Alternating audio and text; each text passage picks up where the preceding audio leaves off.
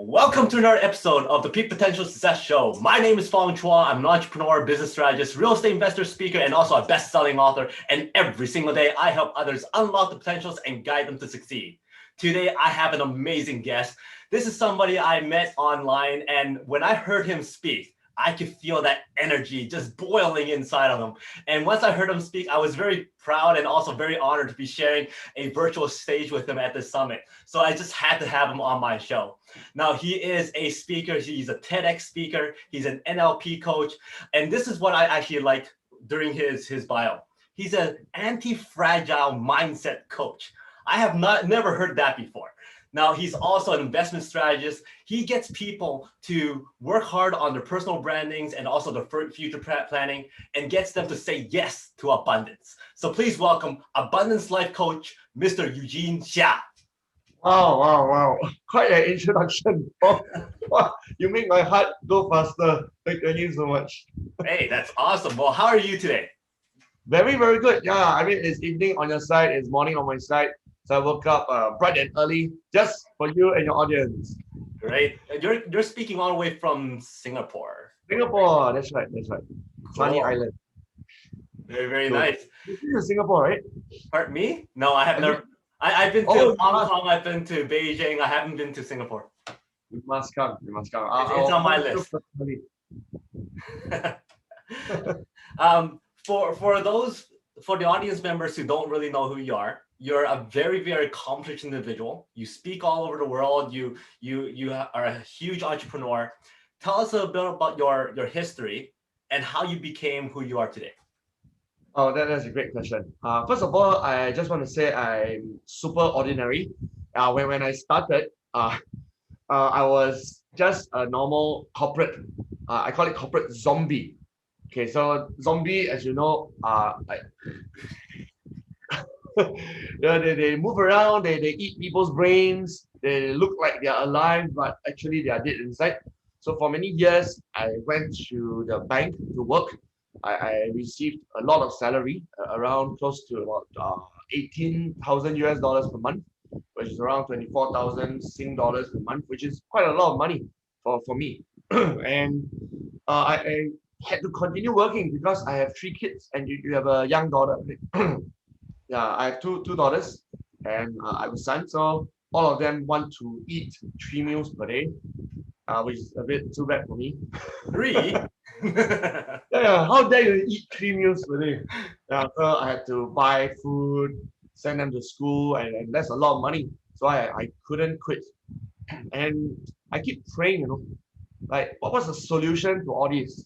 Am I supposed to just keep working and working in a job that I didn't really like just to provide for my family? And I saw successful entrepreneurs like you online, and I thought, can I leave my job? And to be brutally honest, I didn't have the courage. I remained stuck, just dreaming of a better life, but my body was just going to work every day. And finally, in 2013 November, God answered my prayer. He made me lose my job. Yes. Yes. Retrenchment, layoffs. Yeah, so I lost my job, and obviously I wasn't so happy when I lost my job because it was like 24,000 Singapore dollars gone just like that. Yeah, and where was I going to get my money to provide for my family? Yeah, and forgive the birds. Then I thought to myself, okay, now I need a job, right? So I began to look for another job, and I sent out resume month after month after month, and nothing. I couldn't get another job. So I wasn't one of those entrepreneurs who says, "Hey, come, I quit." Here in your face, man. I didn't have the courage. I was just a nerd.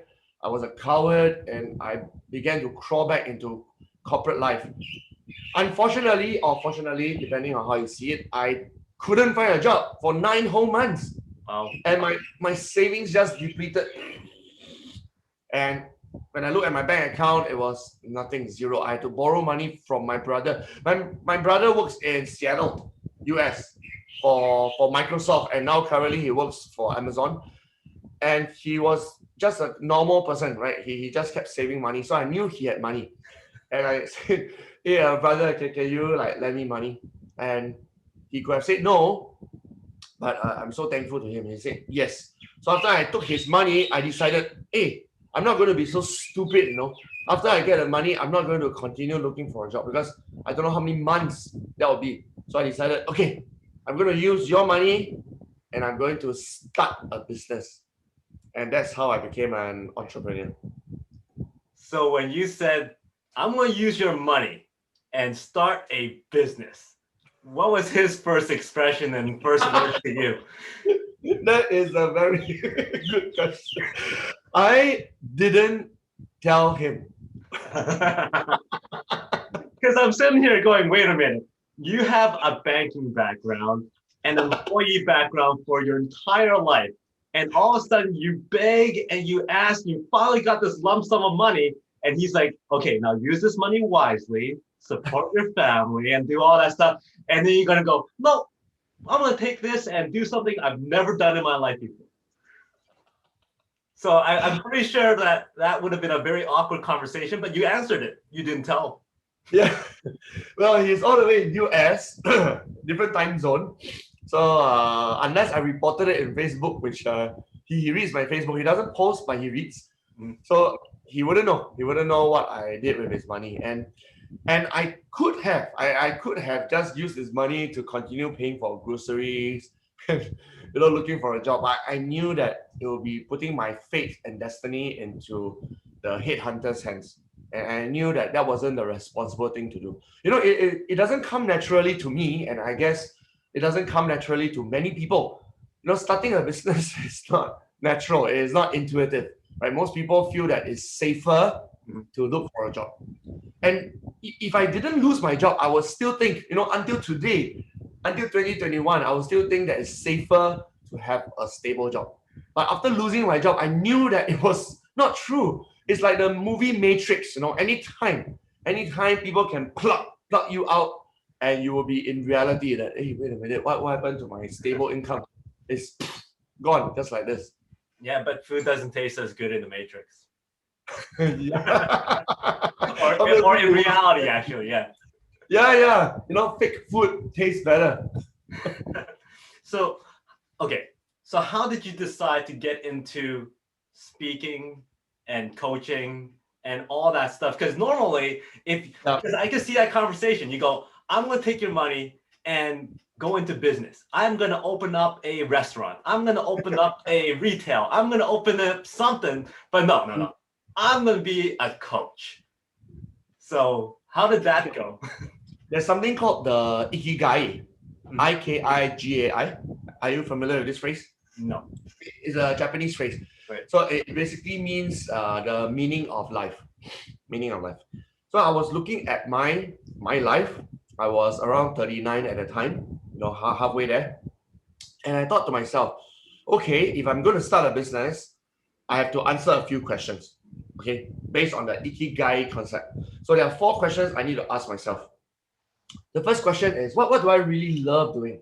Because if I was a corporate zombie before, it would be very, very silly of me to start a job or a career that I will become a corporate zombie again.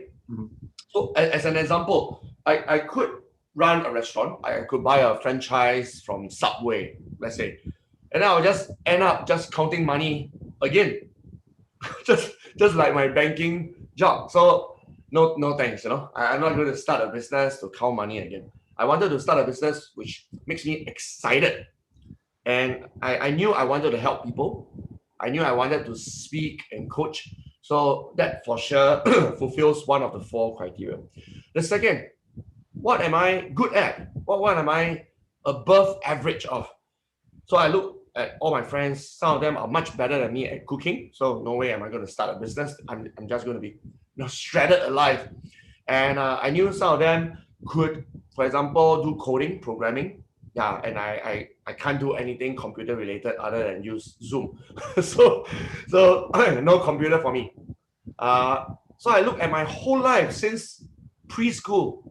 I was pretty good at speaking.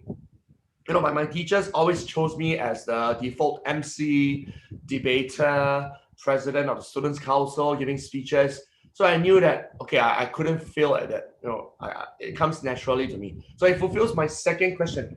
And then my third question is, what does the market need? I mean, if you run a business, you better know what the market demand is, right? And I realized that the market badly needed coaching. So many people were burnt out like me. There were so many corporate zombies around. I mean, it's not just my intuition. All the HR consulting companies, they publish reports that said that 60%, 70% of the workforce, they are disengaged at work. All of them wanted to do something else, but they didn't know how. So I knew, okay, there's going to be demand there. And then fourth, what's the business model? How am I going to charge for it such that I earn more than what I earn in the investment banking world? So I looked at my role models, people like Tony Robbins. He charges millions. I mean, as an investment banker, to earn millions, you probably need to bring a lot of companies to IPO, right? Yeah. So to do secondary fundraising, you needed to sell a lot of investment products. But to Tony Robbins, he just needs to open his mouth and talk, and he earns millions. Nick Vujicic, right, the man born without hands and legs, he just opens his mouth. I mean, he has no hands, no legs. He can't do programming, nothing. All he does is open his mouth and talk, and he earns millions. So I knew that if I could be like them, that this business model works, right? He has worked for many decades now, and it can work for me as well. So I answered these 4 questions, and I started my life coaching business. Cool. Now, the thing is, before you can actually launch that business, you also have to get educated in that area. So what was your timeline? Okay, because you had this chunk of money. Yeah. And you can't use that money forever, especially when you're putting into a new business. It goes away pretty quickly. Yes. What did you decide to put that money in first? And then also, what kind of time period did you have to get that money back? Wow. Okay. Well, that's really entrepreneurship language. First of all, I decided not to put the money in rental. Right, that there's no way I'm going to get an office. That's one of the silliest thing a startup person would do. Because immediately with no profit, you already burn your money in rentals. So number 1, no rentals. Number 2, I'm not going to hire anybody. No, I'm going to bootstrap. I'm going to do things myself. Right? And even if I do hire somebody, it's not going to be monthly salary. It'll be based on project. If somebody designs a website for me, I will pay him the website fee, and so on and so forth. Okay, so no labor. And we all know that most businesses fail because they pay too much rental and too much labor, right? So these two are taken away. So what I decided to do was to use the money for marketing. Yeah, because if I get clients to pay me money, I better make sure I have clients. So I decided, and of course, you can easily burn the money in marketing as well, in Facebook ads, in search engine optimization. So for me, actually spend very little. I pay Toastmasters. That's something, a club where you just go there and speak and you have 20, 30 people in front of you. And Toastmasters only cost $200 per year. That is extremely low startup cost. And I also paid something called the Asia Professional Speakers membership fee. That costs around 300 plus per year. So basically, I paid a lot of networking fees. And that got me audiences. A lot of people suddenly, these were strangers. Can you imagine? They were strangers yesterday and today because I turned up. This was pre-COVID-19, of course, right? There were actual events where hundreds of people are in the room. Yeah, and suddenly all these people knew me. The moment I stood up, introduced myself, they were like, hey, this guy speaks quite well. And I started getting all this speaking, coaching, engagement, left, right, center. Very nice. And your time period? Okay. So some people, their money burns out quickly because they didn't know how to negotiate, right? Imagine if they just kept doing things like me, networking, speak for free, and then within 2 years, they will give up because they realize that, hey, I'm not earning anything. Yes, I'm on stage all the time. I'm speaking, coaching all the time, but I'm earning nothing from it. So I needed to learn how to negotiate. And thankfully, I was a banker. Yeah, so all these skills, right, they're not wasted. Although I didn't like my job, but I did acquire negotiation skills, influence and persuasion skills, networking skills, public speaking skills. And all these skills were very helpful for me when I was networking. So from earning nothing to earning $500 per day to earning $1,000 per day to earning $8,000 per day. Wow. Yeah, so within 2 years, I could earn enough money to feed my family. Still nowhere near my investment banking pay, to be brutally honest. Yeah, but within 3 years, I could earn enough, the same as my investment banking days. And after 4 years, I could earn more than my investment banking days. Wow. So this was in 2017, just to be very accurate. Very, very impressive. Now, watching you speak and hearing you speak, completely exactly what I was imagining. Full of energy, lots of excitement. Now, is that the same style that you had when talking about banking? Did you have your client come in and you go, do I have the portfolio for you? Okay, first of all, okay, I felt that I was building someone else's legacy, right? That the bank, by the way, in case all of you are curious, it's called Nomura. Nomura is Japan's #1 bank. And it wasn't my legacy. It wasn't my business. It wasn't my father's business. It was just a job, right? So I did my best. I of course didn't speak like a robot, like, oh dear ladies and gentlemen, thank you for coming.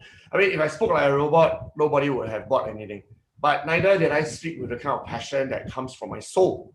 So it was somewhere in between where I tried to use public speaking methods. It's like, oh, ladies and gentlemen, thank you for coming here today on behalf of Nomura. You know, so I spoke professionally, but no passion. Right? But now this is my life. I wouldn't even call it my business. This is my life purpose. This is the meaning of why I wake up every day. And that's why I speak with this passion. It's not something that I rehearse beforehand and say, must speak like this, must speak like this. You know, I live, eat, and breathe life purpose. So that's why I speak differently from when I was a banker. Did you find that you spoke differently when you got off work then? Like before you go to work, after you got off work, did you feel this type of energy all the time? Honestly, no as well, no. Because I still couldn't find clarity in what I was going for. You know, I didn't like my job. But after I finished work, which is usually about 9 p.m. by the way, I also didn't know what I was living for. You know, the only joy I have in my life, of course, are my 3 kids. You know, they were very young during those days. Now they are teenagers. Yeah, but they were very young during those days. I mean, you have a young daughter, you know what I mean. You know, just hugging them, kissing them, just smelling their hair, reading bedtime stories for them. All these brought joy to me. Yeah, but was it my life purpose? I mean, as parents, we all knew bringing up our kids is not our life purpose, because the whole purpose of being a parent is to help our kids become independent, right? They're supposed to leave our house. Can you imagine when our kids are 50 years old, they're still stuck in your house? Then you're a lousy parent. Yeah, so that wasn't my life purpose. So I must honestly confess, after my work, when I met friends for supper, I still didn't speak with much passion. Mm-hmm. So you found, once you found this calling, that energy level just came, that motivation, that sense of pride just beamed out of you. So the energy flows from finding what I call ikigai, right? The answering the 4 questions, combining together. And just to be very sure, okay, some people find the passion, and they have the talent, but they didn't create the correct business model and they couldn't find the market demand. They will still burn out, right? Let's say they are very good chef and they cook very well or they bake a cake very well, but the business model is lousy because they keep paying rental to the cafeteria, to the rental space, and then they keep paying money to the barista, right, to the waiter. And then this is lousy business model, especially during COVID-19, right? Very few people want to visit a cafe. They're afraid of catching COVID-19. And government regulations, they have strict distancing rules. Right? Last time you could pack the tables around the cafe, and now you cannot. you can only half the tables. So with passion, with talent, but with a lousy business model and with lower market demand, you will still burn out. You will not last. So it's very important to answer all 4 questions.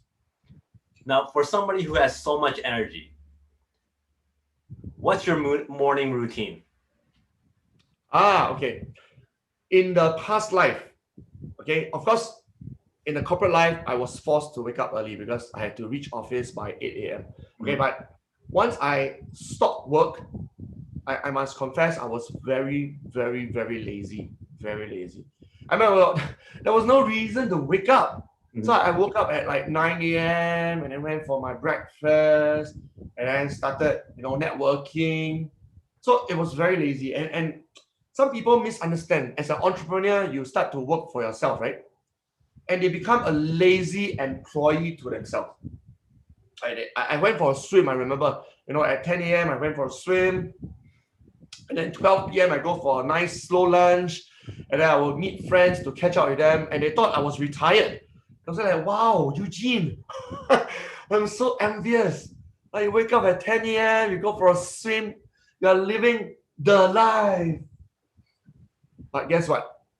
My bank account was depleting. Your account's not living the dream. Yeah, I was like a beggar. A beggar also wakes up late, sleeps late, goes drinking whatever he can find in a toilet or in a dustbin.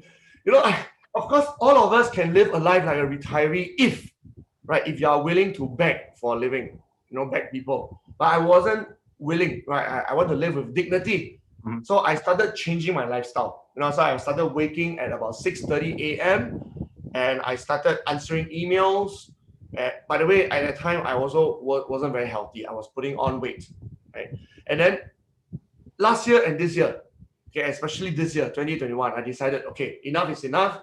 I'm going to eat lots of vegetables. I'm going to wake up early, answer my email, and I'm going to start my day early.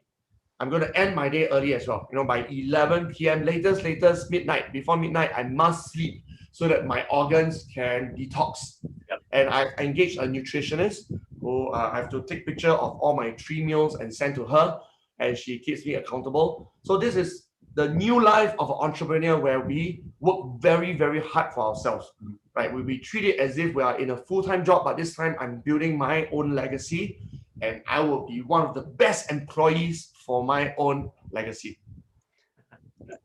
Very, very nice. For some of your stuff, you work with a lot of different people, and you help a lot of different people achieve abundance. Yes.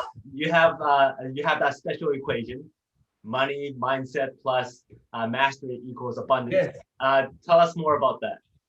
Oh, okay. I was analyzing my life, and I knew that in order to help my clients to find their life purpose and for them to leave their job so that they can start something, I need to do it for myself first. So ikigai was the four factor matrix, and I decided, okay, I'm not going to keep calling myself the ikigai coach. First of all, nobody knows what it means, right? And second, I don't want someone to sue me from Japan. I said, I heard you've been using my book title for years. Time to pay me royalties. So I decided to create my own ecosystem, based on ikigai.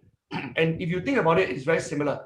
Mindset mastery and money is very similar to this ikigai 4-factor matrix. Okay, so let's go one by one. So first of all, this one everyone knows, right? You don't need to listen to this podcast or know Fong or know Eugene to know this. Mindset is everything, right? Once a person has negative mindset, once a person has an employee mindset, once a person has a scarcity mindset, a fixed mindset, there's no way the person can do anything.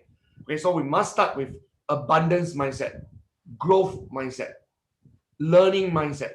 So that's number one. Number two, we must learn how to manage money. Right? A lot of people thought that, I'm not an investment banker, I'm not a financial planner, I don't need to manage money.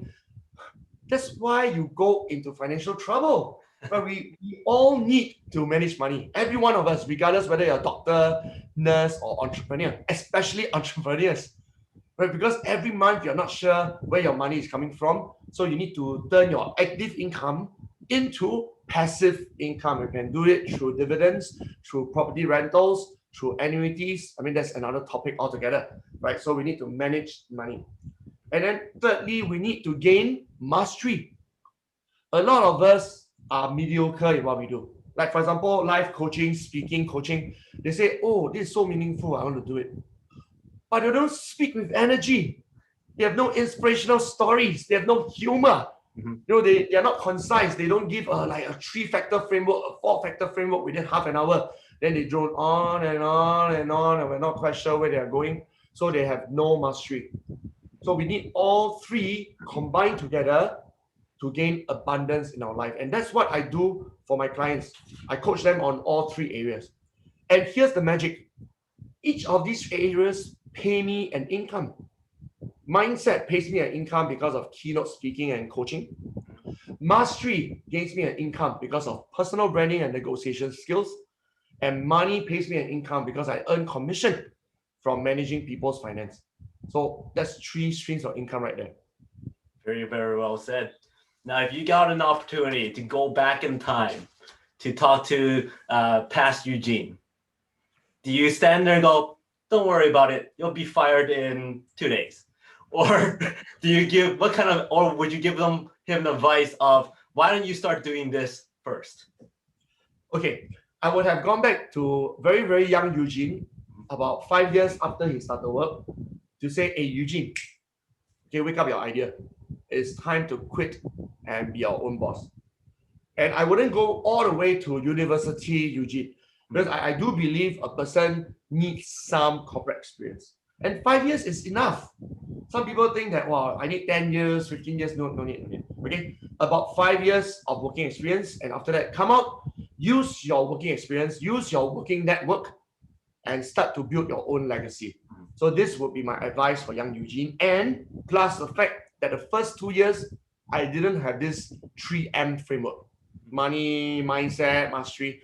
I was basically working in a very, very poor kind of business model. You know, everything was transactional. Like I speak for 1 hour, you pay me for 1 hour. I train you for 8 hours, you pay me for 8 hours. So there wasn't any kind of earning commissions from managing people's funds or coaching people on mindset, none of that. So I'm going to tell young Eugene right from day one, build the 3M strategy, not just exchange your time for money. Very, very well said. Now, for those who want to go out there and speak, okay, what would you say is the best way for people to get engagement with the audience? Wow. Okay. So first of all, frequency is everything. Frequency. I mean, any national swimmer will tell you they need to swim almost every day, right? Maybe once in a while they will relax their muscles, let it rest. Yeah, but they're swimming every day. Singapore actually only has 1 Olympic gold up to now. You know, we are a 55-year-old country with only 1 Olympic gold, and that came from swimming. You know, and the guy is called Joseph Schooling, and he swims every day. So as a speaker, we need to speak every day. As a coach, we need to coach every day. And that's where a lot of people start to grow lazy. They say, oh, you know, can I not coach every day? Can I not speak every day? You know, who's going to pay me every day to speak? Who said you are going to get paid? Just speak every day. Find Toastmasters. And by the way, there are easily 30, 40 different chapters in Singapore alone. So you can actually rotate and speak in all 40 clubs of Toastmasters. And there's also something called Business Network International, BNI. You can speak there every day. You know, just find different clubs to speak to every day. And some of us belong to churches, temples, mosques. Speak in your church every week. You know, just gather a group of people and say, I'm going to teach you how to speak better. I'm going to teach you how to find a better job. I'm going to teach you how to negotiate for a better salary. And don't charge money. And people will sit down in front of you and listen to you speak. So that's point 1. Make sure your frequency is high. Point 2, get feedback.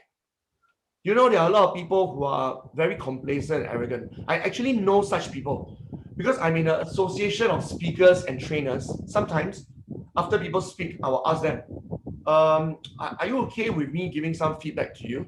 You know what they say? no thanks. What? No thanks? Don't you want feedback? So I suddenly realized that there are people who don't want feedback. I mean, it doesn't take a genius to figure out the person who eats feedback for breakfast every day is going to be way more successful than the person who rejects feedback. Right? So as a speaker, I relish feedback. I go around begging for feedback. And some people are very polite. You tell them, can you give me feedback? They'll say, oh, Eugene, you're so inspirational. I love your story. Right? It's perfect. And I will not be satisfied. I'll say, thanks for your compliment. It really means a lot to me. Now, if you are to change one thing about my speech, what would that be? And 100 out of 100 will definitely tell me there's one thing. And that's the one thing I will work on for my next speech. So that's the second F. Right? I'm full of same letters as you see. 3M. If this is a 4-hour interview, I have 3E, 3V. You can go through the entire alphabet. Yeah, the entire alphabet from A to Z. I don't have 3Z, by the way. Okay, so this is the 3F way to improve your speaking: frequency, feedback, and the third is friends. Friends. Someone famous said that we are the average of the 5 people we spend the most time with. The friends we hang out with can improve or make our skills worse. Imagine you hang around with people who say, come on, Eugene, stop spending time in all this networking. They pay you nothing. You're being scammed. Come, go drink beer with us. Right? Or, hey, come on, let's trade Forex. All these endowment, annuities, and stocks are so boring. Come on, let's trade Bitcoins, man. Then you end up being a very high-risk person, right? So my friends are all mostly fathers and mothers, right? Responsible people. I mean, not that singles are not responsible, but being a parent, you have to be responsible. They're young lives that count on you. So I hang around with them, and they're all entrepreneurs, right? Some of them run cafes, some of them speak, some of them coach, some of them are way more successful than me. 20, 30 years of experience in coaching. Their network is like 500 times more wider than mine. So I hang around with them. And they challenge me. They say, Eugene, you're not charging enough. $8,000 per day is too cheap, man, too cheap. I have friends who say, what? You charge $8,000 per day? That's a scam, man. Who's going to pay you $8,000 per day? And then I have friends who say, Eugene, that's too cheap. So who do you want to hang out with? What kind of friends do you want? I'd rather that one that told me it's too cheap. Exactly. So they say, Eugene, at your caliber, you should at least charge $20,000 per day. And despite my positive mindset, I still have this limiting belief that, what? No, who's going to pay me $20,000 per day? But when I hang out with them, I realize this is their normal rate. Yeah. So don't you think I need to hang out with such friends? So these are the 3 F that every speaker and coach needs to embrace. Awesome. Now this leads out pretty good to the next question. So try not to repeat that same answer. But what was the best coaching advice that you've ever got? Oh, okay. Currently, I'm being mentored by a few people. Yeah, and this is the advice, by the way. A lot of people think that being a successful coach or speaker, that, I've arrived, man. I've climbed the mountain. And then now I'm at Mount Everest. Wow. Come, God, receive me. So first of all, I believe that none of us will ever reach the top of the mountain. Okay, I don't care whether you're 65, 75, 85 years old. All of us are still climbing the mountain. So all my mentors tell me the same thing. Eugene, you need a mentor. You need a coach. Don't think that you have arrived. Okay, you are nowhere near the middle of the mountain. In fact, I'm 45 years old today, and I'm here to announce that I'm only 10% there. 10% there. So earlier, Fong, you mentioned this word anti-fragile, right? Anti-fragile. In fact, tonight I'm supposed to give a keynote speech for anti-fragile, right, at the Destiny Summit. Yeah, so here's a teaser. A lot of us, while climbing the mountain, we go through 3 stages. So number 1, we go through the fragile stage, where every little sprain, every little bruise, every little storm will say, oh, I'm not climbing the mountain anymore. This is too tough for me, too tough. Right? So this is called the fragile stage. And obviously, if you don't go past this stage, you will not continue your climb. You will just give up right there. The second stage is called the resilient stage, where you tell the mountain, say, I don't care. I am going to climb you no matter what.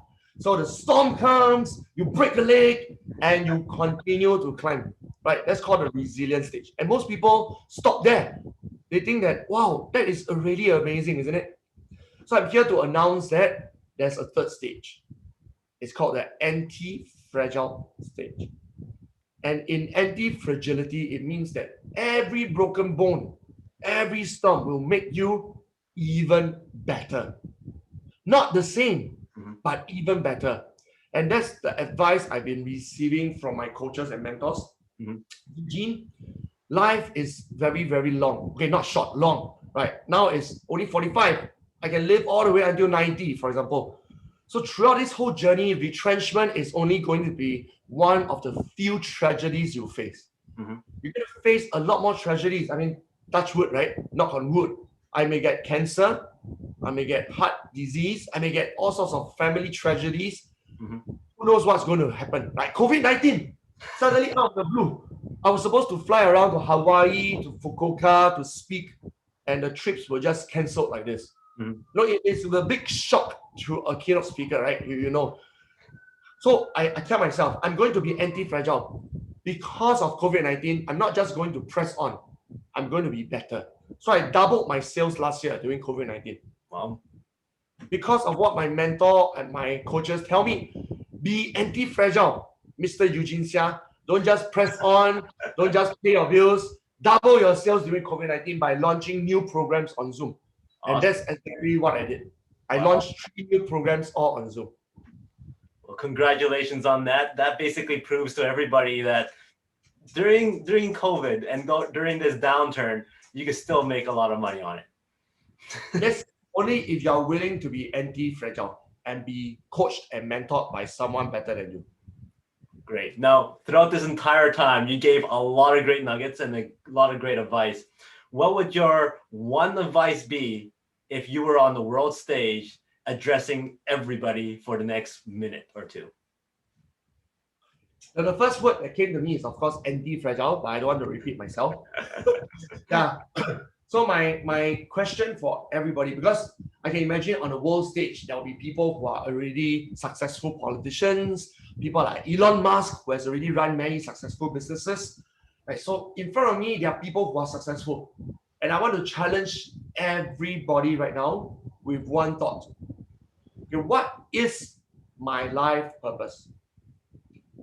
What's the good of running 5 successful businesses if you don't even know your life purpose? Right? You might as well be like the beggar. Every day, just wake up 10 a.m., go to the dustbin, rummage for food, right? Because you have no purpose. So there's this famous story of a fisherman, a very poor fisherman lying on the beach, right, looking at the sunset. And a very rich guy who runs many multi-billion businesses come to the rich man and say, hey, why don't you start a fishing franchise and you'll be very successful? And the poor man asked the rich man, say, why would I want to run a successful franchise? Right? And the rich man said, well, so that you can retire early. And the poor man said, retire early for what? So that you can lie down on the beach and look at the sunset. And the poor man said, I'm already doing that, bozo. Yeah, so clearly that is the wrong answer given by the billionaire. You're not running a franchise in order to relax at the beach. No! If you want to relax at the beach, you do it now. You don't need a franchise. You run a franchise so that you can do charity, so that you can build many, many hospitals and orphanages. And that's something the poor fisherman cannot do. He can bring joy to himself, but he cannot bring joy to millions of other orphans and disabled people around the world. And that's something the billionaire can do. So we all need a very clear life purpose in order to earn more money. So today I challenge every person watching this podcast, watching keynote speeches, ask yourself, what is my life purpose? Is my life purpose about me only? About providing a better income for my family? Then I tell you, you don't have to work too hard. You know, something like 4,000, 5,000 per month is more than enough to feed your family, provided you don't spend too much. You don't buy a Ferrari, you don't buy a luxury condo, then it's enough. But if you want to bring impact into the world like Bill Gates, then please learn to earn more. Very, very powerful stuff. Okay, so before I let you go, I'm done with all my formal questions, but I have 5 quick questions for you for fun, and just give you the first thing that comes to mind. Sure. Now, obviously, you're a very energetic, very charismatic person. So somebody's going to come and go, hey, Eugene, we want you to star in this movie, and we want you to be a leading role man. Whoa. You want to be your co-star. Who do I want to be my co-star? Tom Hanks for sure. Tom Hanks. All right. I know some might think that I should choose a very gorgeous lady. Yeah, but no thanks. My wife is going to kill me. So I'm going to choose Tom Hanks.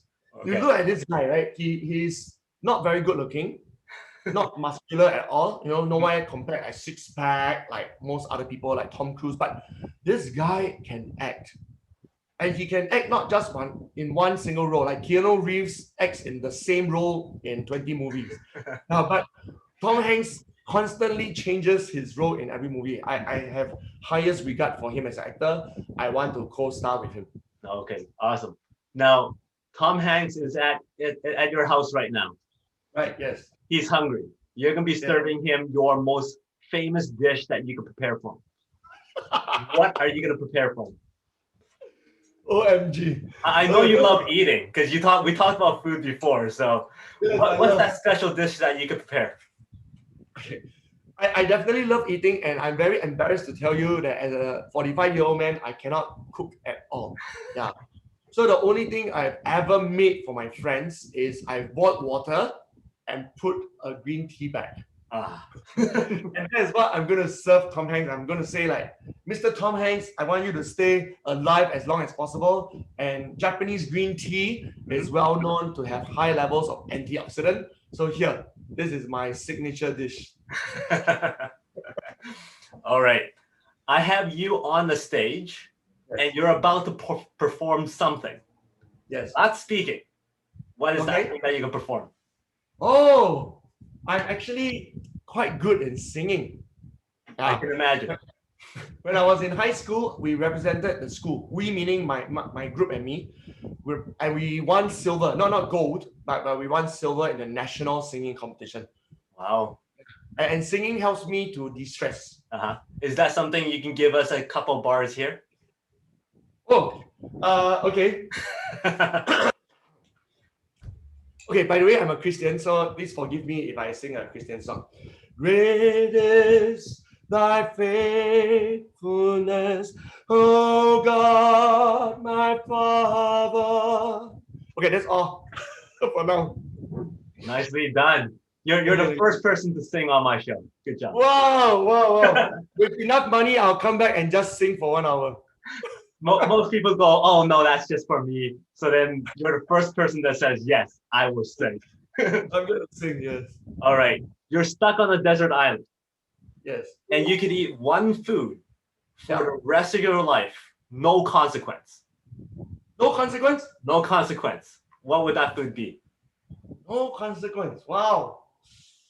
Durians. I mean, obviously, in the real world, if you eat durians every day, you're going to have high fever. That's for sure. Fong, have you eaten durians? I'm not a fan. My wife is, but I'm not a fan. Oh, your wife has taste, man. Your wife has good taste. Yeah, I tell you, every time I feel down, and by the way, durians have seasons, so I can't eat every day anyway. And I feel down, I'll go for a durian party with my friends. And the moment we finish eating the durians, naturally your spirits will be lifted up. A durian party. Wow. I'll stay away from that. I'm good. and my last question is, what is success like? But give me a number between 1 to 4. Oh, 4. 1, 2, 3, 4. Perfect. 4. So how is success like a sweet tooth? Wow, I have a sweet tooth. Fong, this is exactly like me. Okay, so first of all, a person who wants success, craves for success, is like someone who wants dessert. Right? So for example, me, I love every time you go to a restaurant and at the end of it, they will ask you, do you want dessert, sir? Right? And I will always say yes, no matter how full I am, which is the problem, right? Because I keep gaining weight.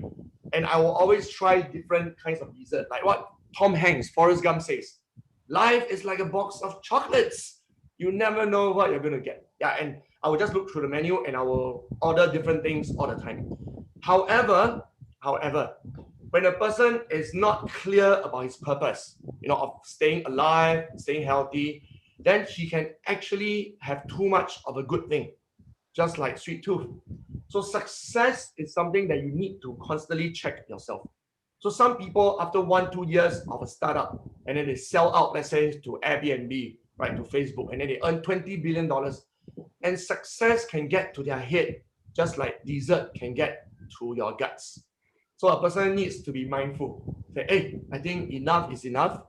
Time for me to spend more time on charity rather than constantly earning more money.